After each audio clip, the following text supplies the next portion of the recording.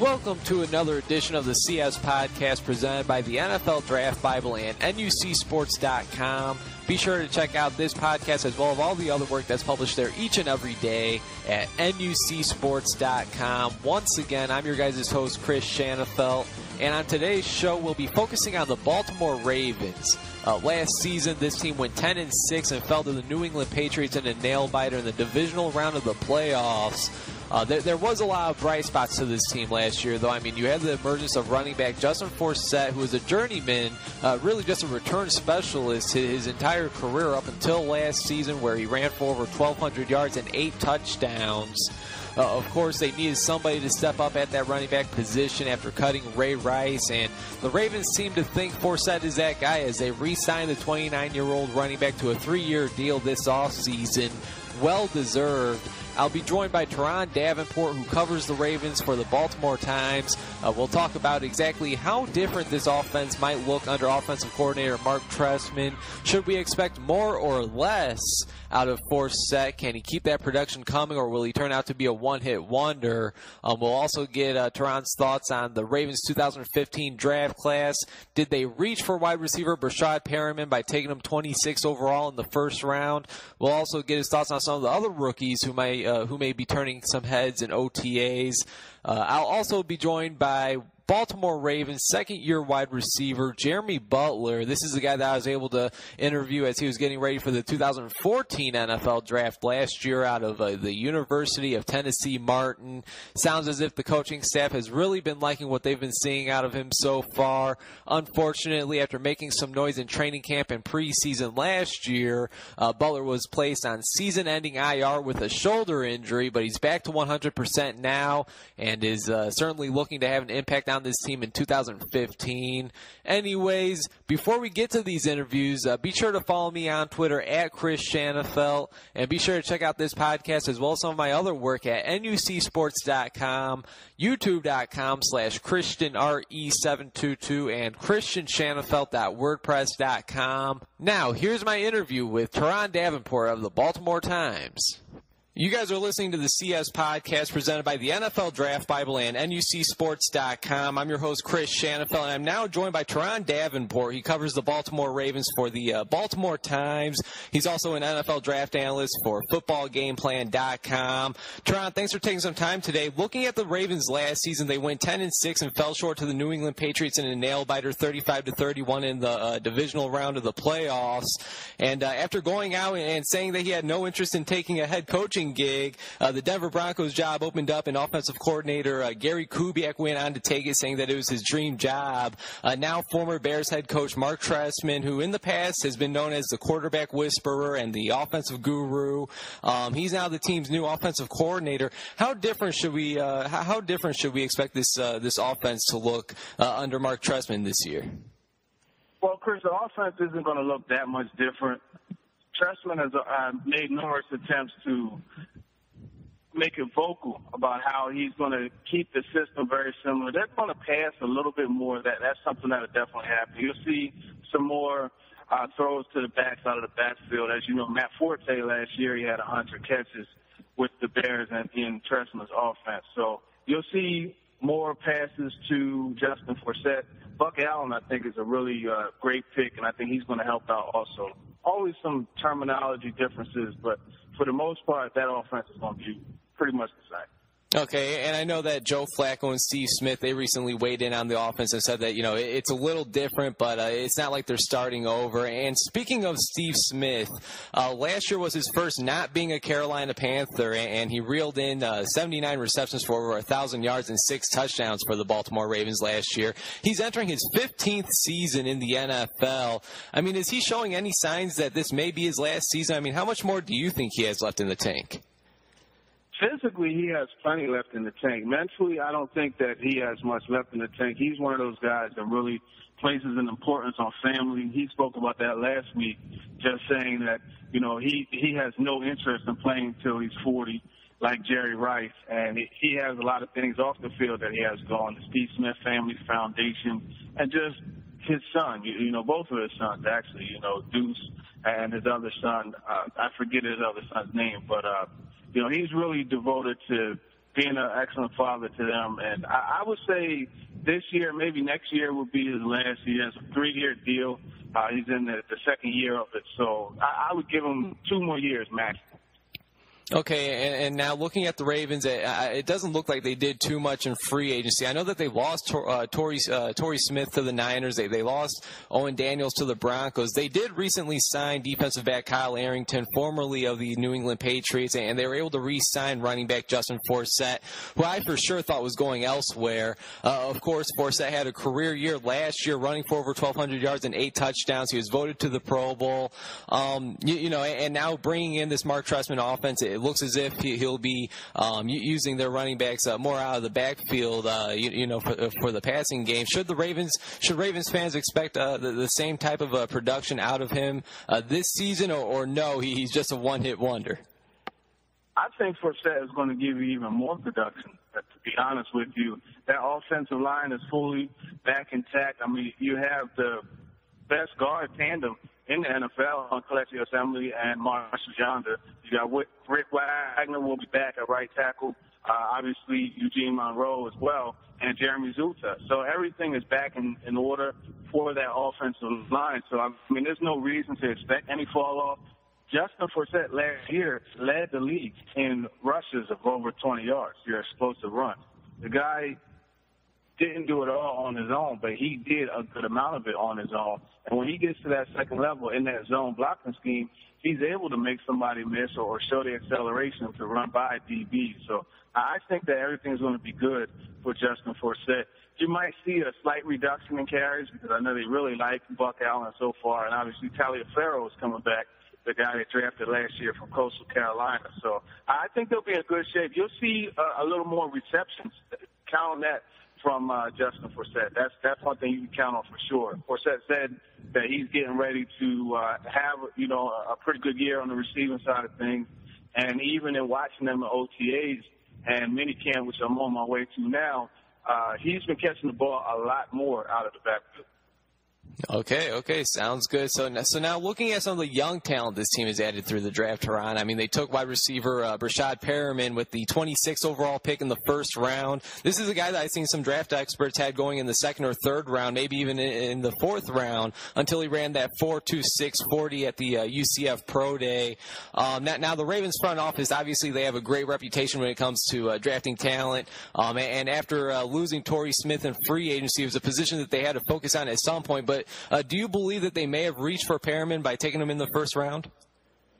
I think it was a subtle reach, but the thing that's so interesting, and when I was watching Perriman last year, as I was preparing for this whole draft process, one of the first things I said to myself was, wow, this guy really resembles, he looks like Torrey. And if you watch them, they're very similar in their movement, the way they run their routes. They both came into the league with some questions about their hands. I think they reached slightly, but, I mean, they're at a point where they don't have to force Perriman to start right away. They have some younger guys who are ready to step up, and Kamar Aiken, Jeremy Butler. Those are guys that have been productive in OTAs and just overall all year last year, Butler in training camp. So Perriman is a good selection at 26. I really have him as a second-round prospect, but it's one of those things where you have to look at it and how a player's ability matches the team's need. And the Ravens need a deep threat. Torrey Smith was their only guy that would cause defenses to back up. He was the only guy that would cause defenses to use bracket coverage over top. They lost him. They had to replace him with another guy. So you get a guy who has similar speed and similar ability to stretch the field from the outside. At 26, I mean, that's a pick that I think they could hit on in the future. Once again, Baltimore Ravens reporter for the Baltimore Times, Turron Davenport, joining the CS podcast presented by the NFL Draft Bible and NUCSports.com. Turron, it's funny that you mentioned Jeremy Butler. I'll actually be having Jeremy Butler on the same podcast. I'll be talking to him very soon. I know that he's a guy that you're familiar with. Like you said, he spent his entire rookie year on IR after opening some eyes in minicamp, training camp, and preseason last year. I know it's hard to say, but right now, as minicamp is just beginning to start, do you think he'll have a role with this team this season? JB will be on that roster, and I really do think he will have a role. He's a guy that Flacco really trusts. I mean, the practices that I've seen, Flacco has gone to him a lot of times. He's working with the second and third team. They use a few free receiver sets, and he'll come in and that along with Marlon Brown. I think he'll definitely have a role. They're going to really get a lot of guys involved. And then you have Campanaro, who is out. They have a nice rotation of wide receivers that they'll be working with. But more importantly for Butler, he's one of those guys that could play the X, the Z, and the slot position for them. So that in itself will help him a lot. And, of course, Jeremy Butler, entering his second year, was an undrafted rookie out of University of Tennessee, Martin. So definitely looking forward to see what he can do for the Ravens this year. Looking at some of the other talent that this team has brought in through the draft, I mentioned, we just talked about Breshad Perriman, wide receiver out of UCF. They also arguably got the best tight end in the draft, Max Williams, in the second round, defensive end, Zadarius Smith, and a defensive back that I like quite a lot in Trey Walker.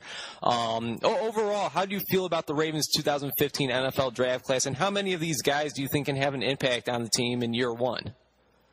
I think the Ravens draft class was definitely a hit. I mean, you look, as we mentioned, Perryman, and you come back and you get Max Williams, who I think is going to fit into that offense really well, especially in 12 personnel sets. And they like to flex him out wide. So they'll use him and Crockett Gilmore. And when they use the three tight end sets, you got Nick Boyle, another guy that got a little bit later, who is really showing himself on the receiving side of things in the OTA. So that's definitely a good couple picks at the tight end position, a position that they needed. And then you look, as you mentioned, Trey Walker. Trey Walker is really one of those height, weight, speed guys. He moves very well. At 6'2", 193, the longest arms out of every DB in the draft class. So he's somebody that definitely passes that measurables test. And like I said, he moves really well. The one that I really has stood out the most to me is Darius Smith. And once again, the Ravens drafted guys to fill positions of guys who left. Pernell McPhee left. Coincidentally, Darius Smith wears number 90 now, just like Pernell McPhee, and is playing all over. He's played 3-tech, 5-tech, rushed the passer from both sides. So he's going to be the guy to kind of replace Pernell McPhee. And his get-off, man, Chris, he really gets off the ball very fast. Now, of course, they're in shorts and T-shirts, so take it for what it's worth. But what I've seen firsthand is this guy has a really good, explosive first step.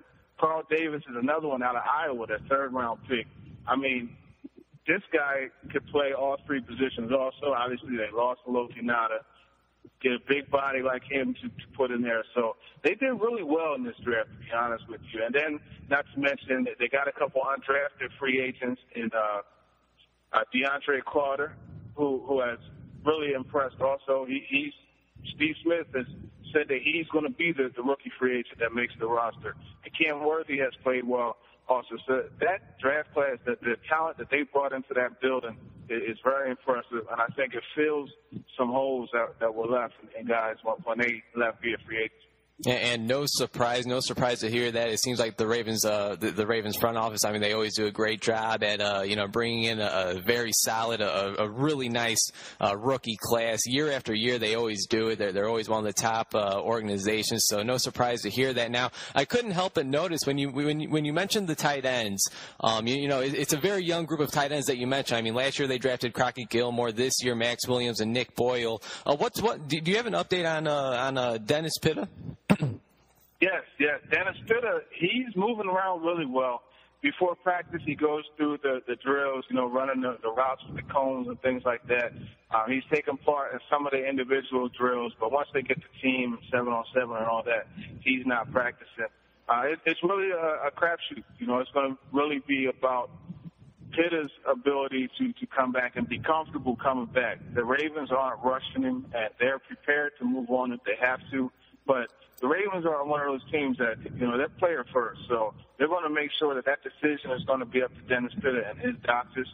If they say that he's able to come back, they'll definitely welcome back with open arms. And after all, that's one of Flacco's favorite targets over the last couple of years. So I think that if he wants to come back and everything clears medically, they'll definitely have him back. I don't think that he'll be back anytime soon.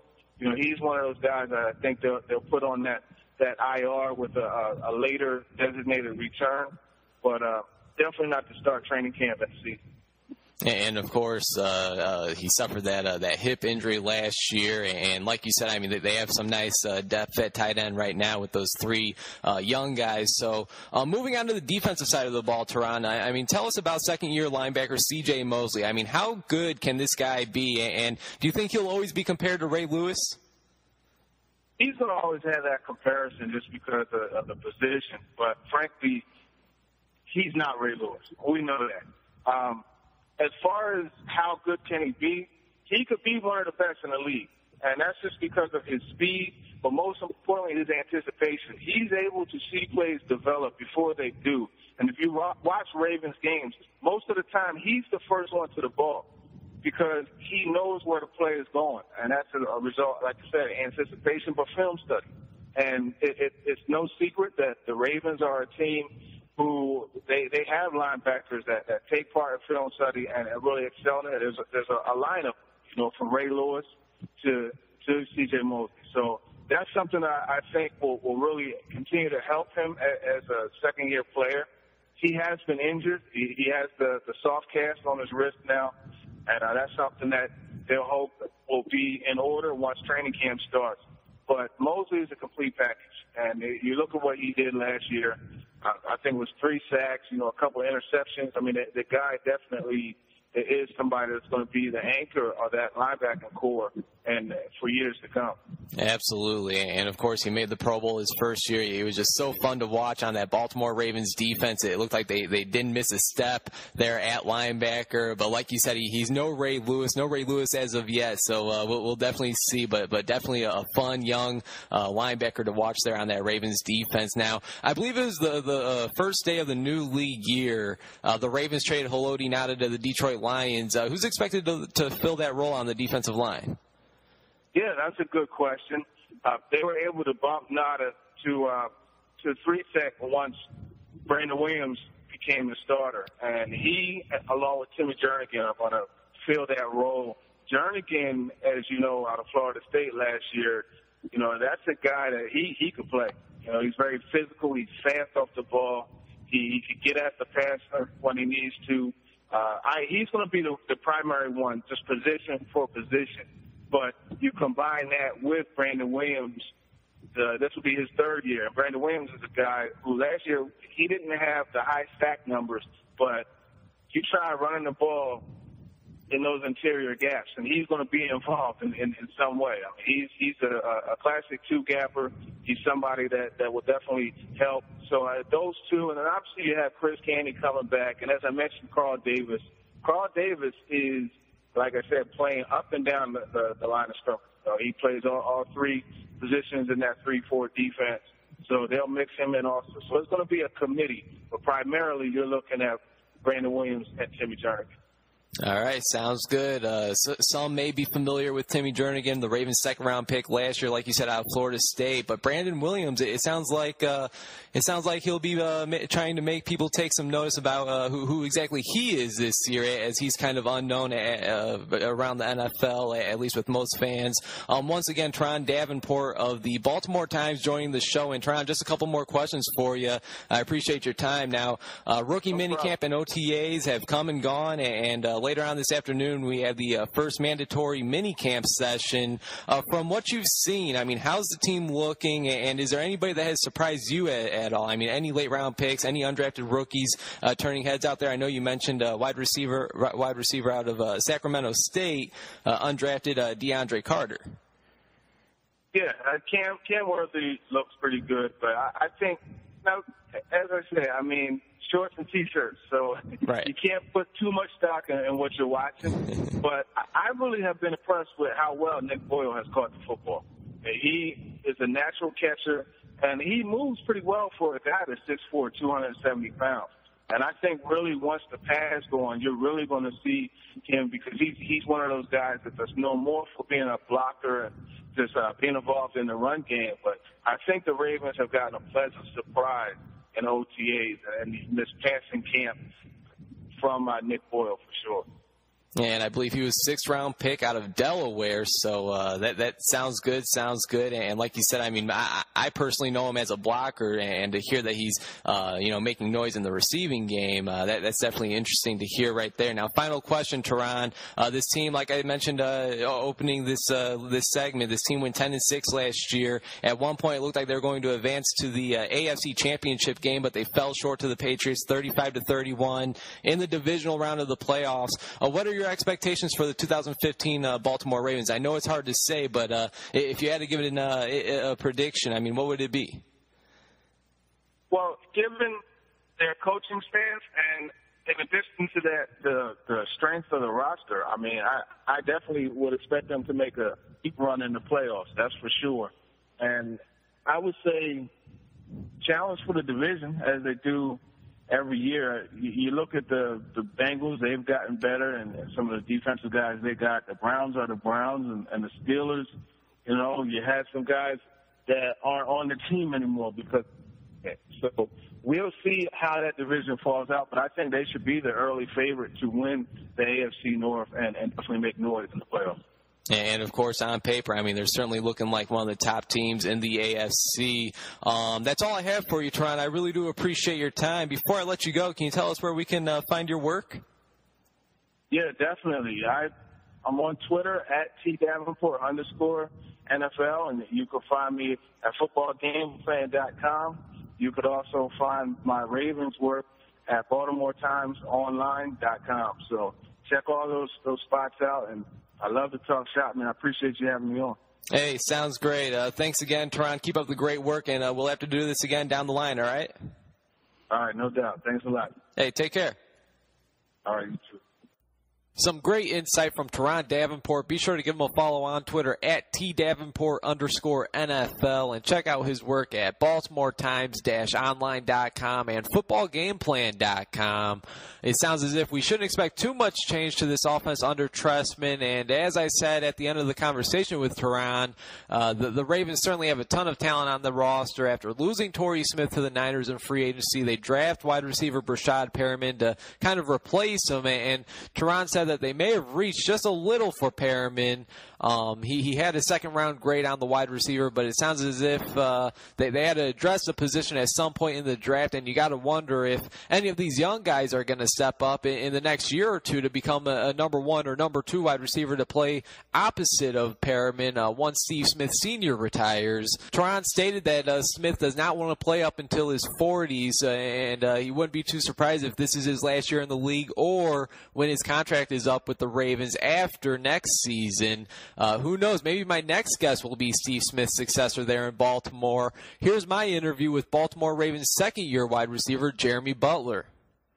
Welcome back to the CS Podcast presented by the NFL Draft Bible and NUCSports.com. New work published to the website every day, so again, check out the website, NUCSports.com. As always, I'm your host, Chris Shanafelt, and it's a pleasure to welcome onto the show Baltimore Ravens second-year wide receiver by way of the University of Tennessee Martin. He's Jeremy Butler. I appreciate you taking some time today, Jeremy. How's everything going in Baltimore?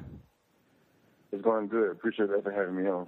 Hey, the pleasure's all mine. I remember talking to you. Actually, the last time we spoke was your pre-draft interview last year, so it's definitely a pleasure to catch up with the Baltimore Ravens wide receiver. I'm sure it doesn't get old hearing that just yet. But for those who aren't too familiar with your journey, Jeremy, you began your college football career at the JUCO level at the College of Sequoias, and then you transferred to the D1 AA school of the University of Tennessee Martin in the FCS Ohio Valley Conference.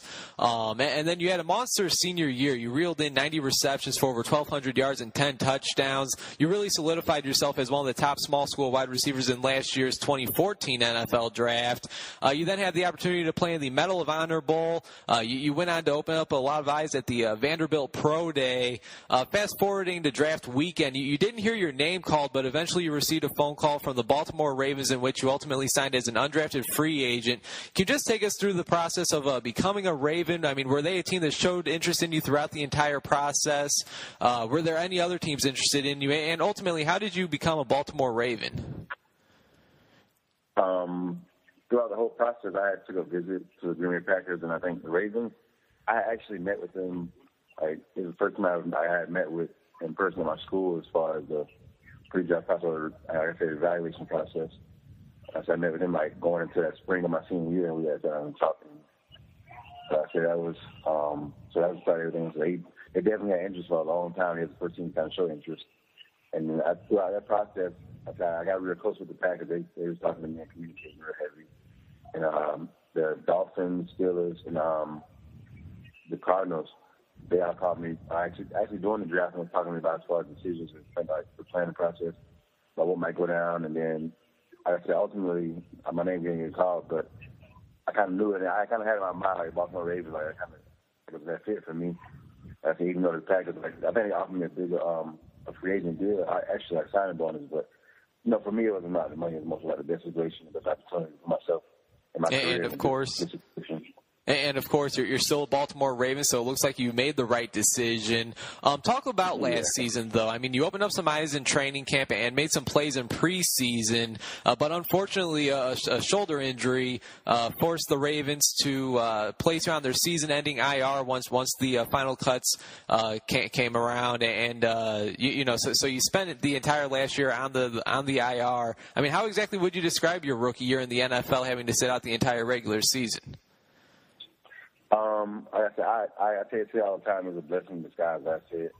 The only thing as a player and as a person you can do is control the things that you can control, and everything else, I feel like in my life, I just leave it up with God, and everything happens for a reason. Like the things that you can't control, everything happens for a reason, and you just play the cards that you built, and I think it worked out in a great way. Of course, as a competitor, I would love to play and compete last year.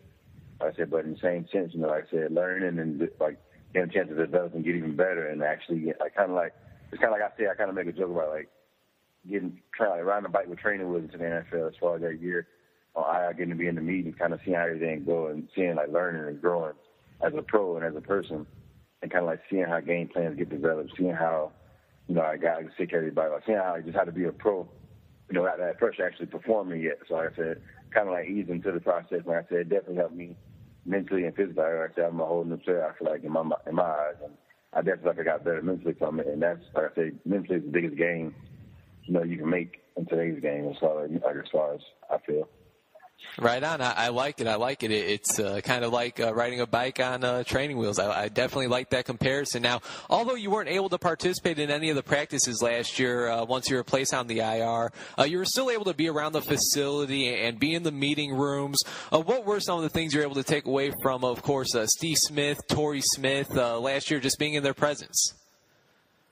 I just say attention to detail as far as, like I said, studying film on your opponents, and like I said, finding little things that kind of like they can help, like I said, implement your game as far as to give you more opportunities for success, and just like note taking and preparation. Like that's the big thing I took from everybody is preparation. Like I said, we're at the top level, so we all can play football naturally. We all have the gifts and talents. There's a preparation in that, that paying attention to small things and details. Because like I said, the small things add up to big things. So in the grand scheme of things, that was the biggest thing I learned as far as preparing myself. Baltimore Ravens wide receiver Jeremy Butler joining the CS podcast presented by NFL Draft Bible and NUCSports.com. And, Jeremy, although you guys lost Torrey Smith to the 49ers in free agency, you guys still have a ton of depth at wide receiver with yourself, Steve Smith, first-round pick, Breshad Perriman, Marlon Brown, Michael Campanaro, Darren Waller, who was a 6th or 7th-round pick, and an undrafted rookie that I really like in DeAndre Carter. How do you feel about the competition this team has to offer at wide receiver, and what will you have to do in order to secure a spot on the active roster this year? Competition always kind of sorts stuff out. Like I said, once again, you do your best and you control the game. Like I said, competition, that's something I always kind of thrive at. Like I said, that's what makes football. Like I said, competing against guys, but in the same sense, still having love and still being able to have fun and like being there for your teammates in that way. But I said, as far as competing wise, I never really worried about that. Like I said, all I can do is do what I can do. And I've always been super confident in my ability and my gifts and what I bring to the table. It's just a matter of, like I said, seeing how things play out and, like I said, controlling what you can control and taking each day on their time. Well, I know that mandatory minicamp begins tomorrow. I got to think you're pretty excited for that. How were OTAs, though? I mean, after spending your entire rookie season on IR, how did it feel to get back to practice with the team? It was fun. Like I said, it was real fun. It's kind of like getting out of the cage. Like I said, once I got back out there, I was jumping around, moving around, playing around. like I said, I love the game, but like I said, you never realize how much you love it. Like, I appreciate something that's just taken away. Not necessarily taken away, but like I said, you kind of taken out of the context from it as far as, like, being away from the game. Like I said, but like I said, I appreciate that much more now, like I said, because I'm like, I kind of been deprived of it now. Like, okay, full throttle, just handed that to you. So I'm out there full speed, having fun, like I said, enjoying every moment of practice. And that was probably the longest you've been away from the game, probably ever since you started. I don't really think you've really had a major injury that kind of derailed an entire season. So I got to think it's great to be back. It's definitely great to hear that you're back and participating in the practices. Now, Jeremy, I know that you have some big expectations for yourself this season. I got to think that you expect to have an impact on this offense in some type of way, offense, special teams. But what was going through your mind when you seen that the team selected a wide receiver in the first round? I mean, obviously they felt like that was a position that they had to add more depth to.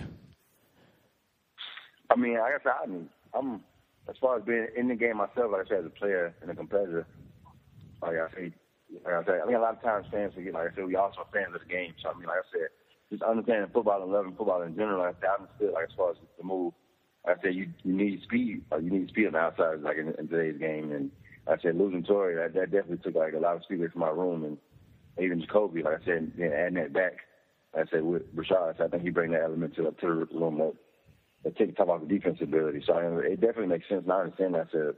But as far as, like I said, how I felt about it, like I said, it was a great move. It was a great move for our team and for our offense.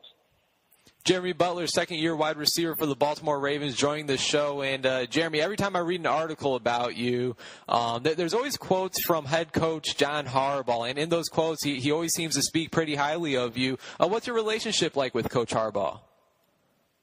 It's a cool. Like I said, he's a real player coach. Like I said, I love having him as a coach. Like I said, being able to talk to him, joke with him.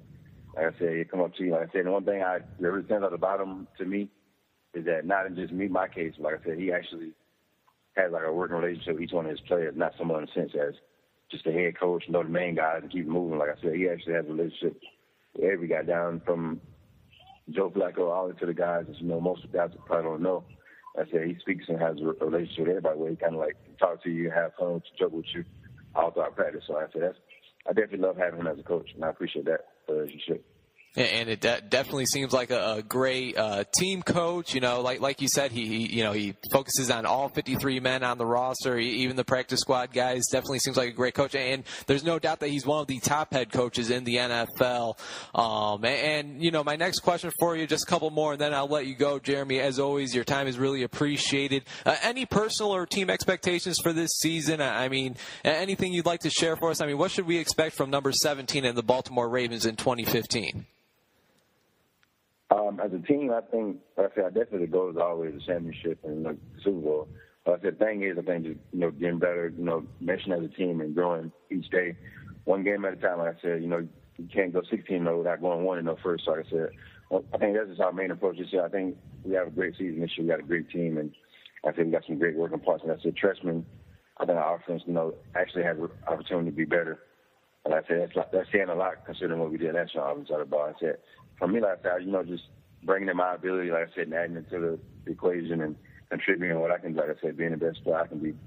It's funny that you mentioned Marc Trestman. He was the head coach for the Chicago Bears over the last 2 years. And that's actually next on my question list right here, right in front of me, Jeremy. What is the biggest difference between this new offense that Trestman is inputting to the past offense from last year?